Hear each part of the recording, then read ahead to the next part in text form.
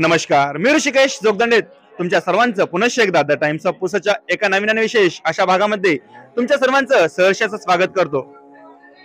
शिवालय महादेव मंदिर अशोक पार्क पुसद येथील महिलांचे लाभलेले योगदान मंदिरामध्ये ज्याप्रमाणे मी तुम्हाला मागच्या भागामध्ये म्हटलं होतं की पुरुषांच्या खांद्याला खांदा लावून महिला वर्ग इथे कार्य करीत आहे. कालच महिला दिन साजरा झाला आणि आज आपण त्याच मातृशक्तीची एक मुलाखत आपल्या चॅनलच्या माध्यमातून घेत आहे. आशा करतो तुम्ही सर्वजण आपला भाग बघाल. सर्वप्रथम तुमचं नाव सांगा. सुलोचना बागडे. इतर ठिकाणांपेक्षा आपल्या शिवालय महादेव मंदिर अशोक पार्क पुसद येथे महिलांचा सक्रिय सहभाग आम्हाला दिसलेला आहे. इतर ठिकाणांपेक्षा महिला इथे मोठ्या प्रमाणावर कार्यरत असलेलं सुद्धा दिसत आहे. याचं रहस्य काय तुमच्याच मार्फत सांगा. प्रत्येक महिलांची श्रद्धेमुळे सगळ्यांचे हे असतात. आजच्या दिवसाचा जे आज महाप्रसाद होता, अतिशय मोठ्या प्रमाणावर पुरुषांप्रमाणे महिलांनीही वाढण पद्धती केली.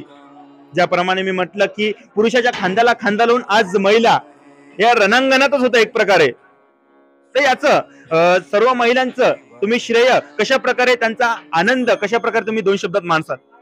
तसं काही नाही आहे, पण सुरुवातीपासूनच आहे की जेव्हा महिलांची पंगत बसत असते त्यावेळेस आमच्या सर्व महिलांच्या याच्यामध्ये पंक्तीमध्ये लेडीजच हे करत असतात आणि जेंट्स मध्ये करत असतात. अशी सुरुवातीपासूनच प्रथा आहे. म्हणजे पहिल्यापासूनच नियम लागलेला आहे. आज जवळपास कमीत कमी 35 वर्ष झाले आहे शिवालय मंदिराची मी सेवा करते सतत.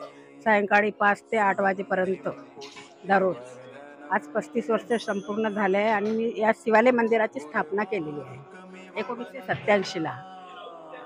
आज तुमचा किती महिला वर्ग इथे कार्यरत आहे, अंदाजे त्यांची संख्या? तसं महिला असं कार्यरत आहे असं म्हणताच येणार नाही, कारण ज्या महिलेला मी आवाज दिला त्या महिला स्वतःहून म्हणजे सहकार्य करण्यासाठी धावून येतात. त्याच्यामुळं माझ्याकडे महिलांची संख्या नाही, सर्वांना समान आहे. कोणी या सेवा करा आणि सहकार्य करा. सबके लिए खुला है मंदिर हे आम्हाला, अशाच प्रकारचं काहीतरी आपल्याला इथं बघायला मिळत आहे. आता एक आपला शेवटचा प्रश्न राहील, तुमची भगवान शंकर यांच्या जे चरणी कोणती इच्छा राहील, कोणता साकडा राहील? माझ्या सर्व भक्तांना सुखी ठेवावं हीच माझ्या भोलेनाथाच्या चरणी माझी ही राहील प्रार्थना. आपण बघत आहे की मी पुन्हा उल्लेख करतो, इतर ठिकाणांपेक्षा या ठिकाणी जे महिला वर्ग आहे अतिशय सक्रिय प्रमाणात इथे आपल्याला दिसत आहे. हे अतिशय विशेष आहे. आणि ज्याप्रमाणे यांनी सांगितलं की एक ज्याप्रमाणे आम्ही आवाज दिला आणि महिला हजर, हे आणखी विशेष.